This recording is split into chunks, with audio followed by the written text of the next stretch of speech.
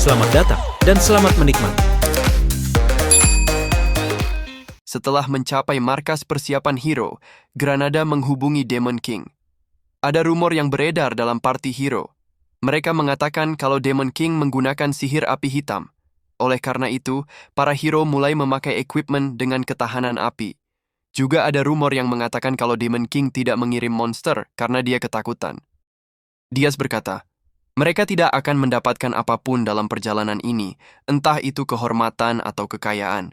Pada akhirnya mereka akan kehilangan minat dan para hero tidak akan berkembang. Ini pertarungan melawan waktu. Tidak akan ada masalah, tetap pantau mereka. Granada berpikir kalau Demon King melemahkan para hero dengan tidak mengirimkan monster. Demon King ini sangat paham dengan sifat asli manusia. Apakah pernah ada Demon King seperti dia? Granada bersyukur tidak menjadikan Demon King sebagai musuhnya. Diaz memberitahu Roger kalau hanya ada satu larangan dalam membuat perangkap, yaitu tidak menggunakan Mana Stone. Diaz tidak peduli bagaimana cara Roger merubah lantai pertama selama larangan itu tidak dilanggar. Roger pun kebingungan karena perangkap biasa tidak akan bekerja pada hero. Diaz berkata, hero mendapatkan berkat dari dunia ini. Kemampuan mereka untuk merasakan energi sangat luar biasa. Jika Roger menciptakan perangkap menggunakan Mana Stone, mereka akan menyadari itu sebelum perangkapnya aktif. Dirinya yakin sudah membawa blacksmith terbaik. Jika ia membuat kesalahan, dirinya tidak punya pilihan lagi selain membawa blacksmith yang baru ke sini. Roger berkata, kalau dipikir-pikir ada cara yang lain. Ia sudah pernah menciptakan alat sihir yang dapat menyembunyikan mana. Akan butuh 3 tahun untuk menciptakan satu yang baru, tapi ada satu di workshop lamanya. Diaz berkata, apakah itu alasan untuk Roger melarikan diri? Baiklah, dirinya percaya kepada kamu. Itu adalah alat sihir yang dapat memisahkan kepala dan tubuh Roger. Dan juga ini alat sihir yang orang lain tidak dapat melihat muka. Jika Roger melepaskan ini, dirinya menganggap Roger melarikan diri. Dan dengan demikian, Diaz melakukan perjalanan ke beberapa kerajaan untuk mengumpulkan bahan-bahan dan material mana. Dibutuhkan waktu sebulan lebih untuk mengumpulkan semua, dan Diaz menyimpannya di ruang dimensi. Setelah itu, mereka kembali ke Wolfner. Putri Louis mengamuk karena sudah 1 bulan lebih Roger belum ditemukan. Para penjaga menjelaskan kalau Roger banyak menggali terowongan, dan mereka sedang memeriksa satu persatu. Putri memberikan para penjaga waktu 2 minggu lagi. Jika Roger belum ditemukan, para penjaga akan dihukum mati. Putri Louis juga memerintahkan untuk menutup semua terowongan yang ada. Putri Louis melihat senjatanya yang belum diselesaikan oleh Roger. Putri Louis berharap Roger tidak mati sebelum menyelesaikan senjata miliknya. Tiba-tiba saja Roger keluar dari terowongan dan Putri Louis melihatnya. Walaupun Roger menggunakan alat sihir pengacak wajah, Putri Louis mengenali Roger. Karena terowongan rahasia itu hanya diketahui oleh Roger seorang. Roger pun tertangkap basah dan tidak bisa berkata apa-apa lagi. Putri Louis berkata, Roger bajingan, kamu kembali juga akhirnya. Jadi Roger bersembunyi karena tidak ingin membuat senjatanya. Ini bukan kesalahpahaman sama sekali.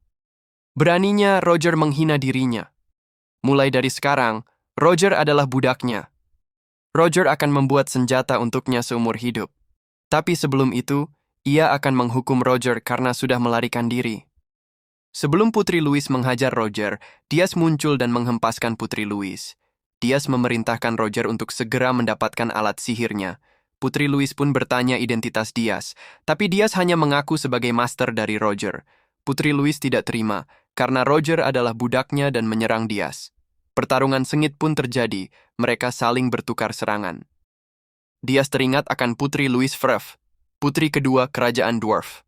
Walaupun Putri Louis bukan seorang hero, dia sangat luar biasa kuat. Di kehidupan sebelumnya, Putri Louis jauh lebih kuat dari yang sekarang. Diaz berencana untuk membunuh Putri Louis sebelum dia bertambah kuat. Tapi untuk melakukan itu, Diaz akan menggunakan seluruh tenaga dan demonic energinya. Jika Diaz menggunakan demonic energi, identitasnya akan terbongkar. Saat Diaz mendekati Roger dan melihat sebegitu besar alat sihirnya, Diaz mengultimatum Roger, selesaikan dalam 1 menit atau mati. Melihat Putri Louis yang semakin ganas, Diaz memberitahu Roger kalau dia akan meninggalkan Roger jika Roger terlalu lama. Diaz berusaha menahan serangan Putri Louis tanpa menggunakan kekuatan aslinya dan demonic energy. Diaz membuka ruang penyimpanan dimensi setelah mendapatkan kabar kalau Roger sudah selesai. Dan dalam sekejap Roger dan Diaz sudah menghilang. Putri Louis memerintahkan para penjaga untuk masuk ke dalam terowongan. Tapi terowongan tersebut malah diledakkan dan terblokir. Putri Louis berkata, apakah Roger sangat tidak ingin membuatkan dirinya senjata? Menarik, sangat amat menarik. Baiklah, dirinya yang akan mencari Roger sendiri. Walaupun harus meratakan seluruh kontinen, ia akan membuat Roger menyesal atas perbuatannya hari ini. Setelah sampai di tower, Gordon dan Hernan penasaran alat apa yang dibawa Diaz kemari. Diaz menjelaskan kalau alat ini dibutuhkan untuk mengalahkan para hero. Setelah selesai dipasang oleh Roger, Diaz memperingatkan agar alat ini sepadan dengan masalah yang mereka lalui untuk membawanya ke sini. Setelah alat itu aktif, muncul notifikasi, sinkronisasi tower dengan mana Phantom membutuhkan 10.000 poin. Diaz menyetujui sinkronisasi, mana Phantom mengenali Demon King Berze Diaz sebagai master. Suplai energi telah dirubah dari mana menjadi demonic energy. Roger sendiri tak menyangka kalau alat buatannya dapat melakukan hal yang sebegitu rumitnya. Diaz memerintahkan Hernan untuk mengeluarkan sihir apapun sesuka hati Hernan. Hernan pun merapalkan sihir kombinasi elemen yang sangat dahsyat. Biasanya menggunakan sihir sebesar itu di dalam tower. Akan terdeteksi dari luar tapi Diaz tidak melihat apapun sama sekali. Selain itu, Diaz juga tidak merasakan ada getaran mana sedikit pun. Saat Diaz memanipulasi tower, tiba-tiba saja tower menghilang tanpa jejak sama sekali. Dan dengan memanipulasi kembali, tower itu kembali muncul. Sepertinya Diaz menemukan fitur baru dari tower kesayangannya. Dengan nafsu yang membara, Roger meminta izin kepada Diaz agar dia dapat membongkar sedikit alatnya beserta dengan tower. Menurut Roger ini adalah peristiwa bersejarah yang tidak pernah dia lihat sepanjang hidupnya. Diaz memberi syarat kepada Roger, jika meriam buatan Roger dapat melenyapkan hero di lantai pertama, Roger dapat berbuat sesuka hati. Diaz memberi proposal kepada Hernan, Hernan diminta untuk melawan hero di lantai keempat.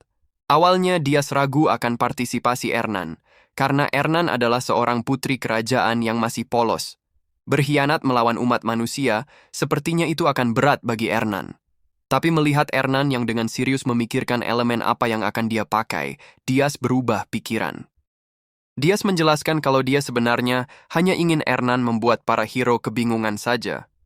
Jika rencananya berjalan lancar, permintaan Hernan akan dikabulkannya. Hernan meminta agar dia diperkenalkan sebagai bawahan Demon King, bukan sebagai putri kerajaan. Diaz pun menyetujui permintaan Hernan. Hernan berkata, bagaimana dirinya akan bertarung. Apakah ia harus menggunakan penampilannya untuk merayu mereka? Dirinya percaya diri akan berhasil. Dengan persiapan yang ada, akan mengurangi jumlah hero dengan meriam di lantai pertama. Tapi Diaz merasa kalau itu belum cukup, Diaz tidak yakin bisa mengurangi jumlah hero setengahnya, yang saat ini berjumlah 200 lebih. Diaz berencana memperkuat dirinya lagi, menggunakan Spirit Blossom. Di pencarian Spirit Blossom selanjutnya, mereka tidak dapat menemukan Spirit Blossom sama sekali. Tiba-tiba ada orc datang menghampiri mereka. Saat Diaz akan menyerang, tiba-tiba saja orc itu berlutut dan berkata, dirinya bernama Krutu, ketua suku Blue Frost, menyambut Demon King. Tolong terima suku Blue Frost menjadi bagian Demon King. Leluhur kami adalah demon yang berkhianat, dan kita yang menanggung dosanya. Tolong berikan kami kehormatan dengan melayani Demon King. Diaz berkata, cukup basa-basinya.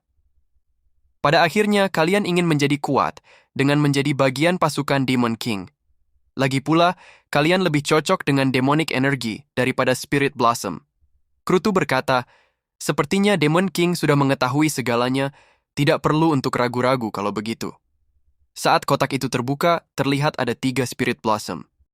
Diaz berkata, jadi inilah sebabnya kita tidak dapat menemukan satupun. Lancar berbicara, persiapan matang, dan Krutu tahu cara bernegosiasi. Kamu jauh lebih pintar dari kebanyakan Ors.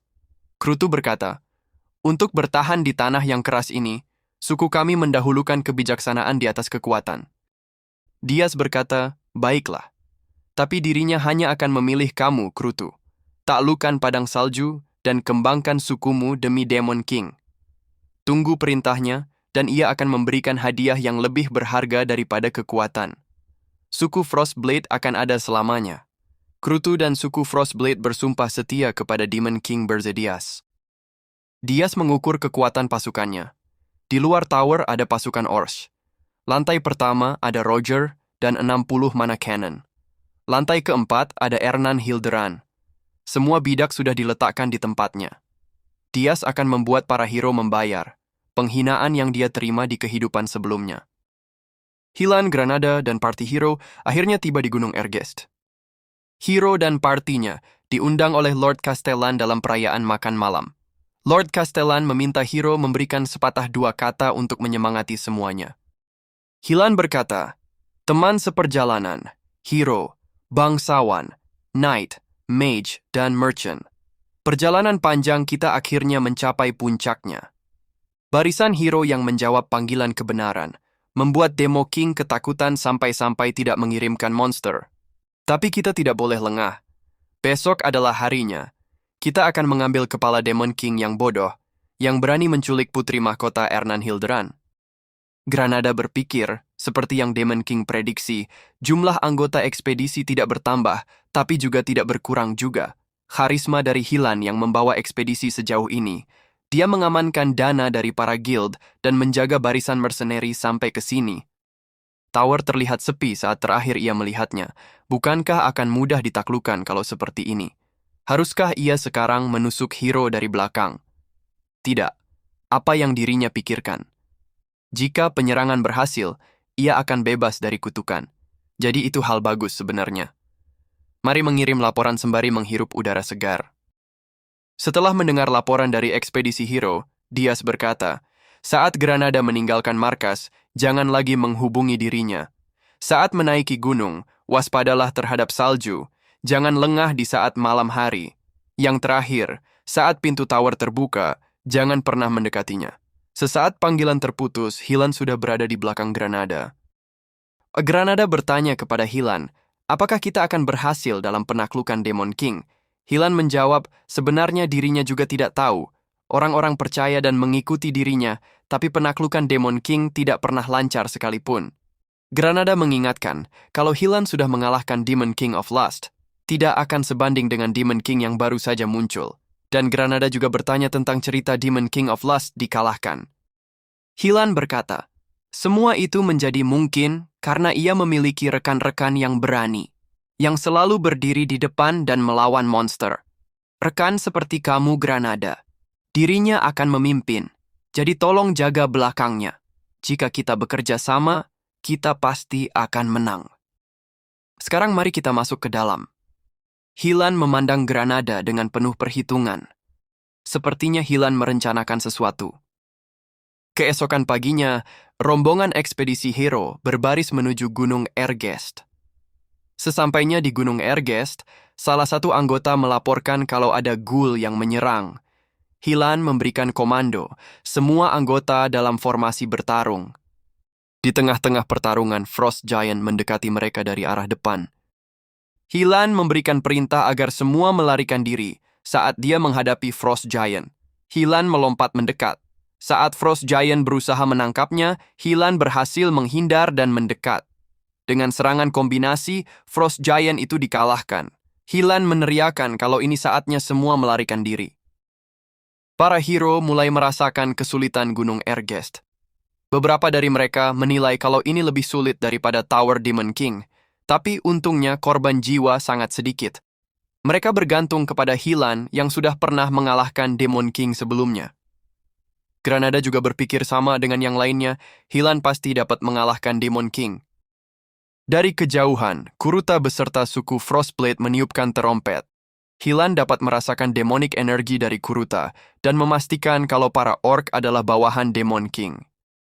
Granada mendengar suara gemuruh dan teringat akan peringatan Demon King sebelumnya. Para anggota ekspedisi masih belum sadar kalau mereka semua sudah masuk perangkap yang dipersiapkan oleh Demon King. Kelompok ekspedisi dihadapkan dengan longsor salju yang bergerak cepat ke arah mereka. Melihat kelompok ekspedisi disapu oleh longsor salju, Diaz berkata, "Sekali lagi, selamat datang, hero. Kali ini dirinya yang akan memburu kalian semua." Jangan lupa untuk subscribe, komen, like, dan share-nya ya teman-teman, supaya tidak ketinggalan konten menarik Mimin selanjutnya. Thank you.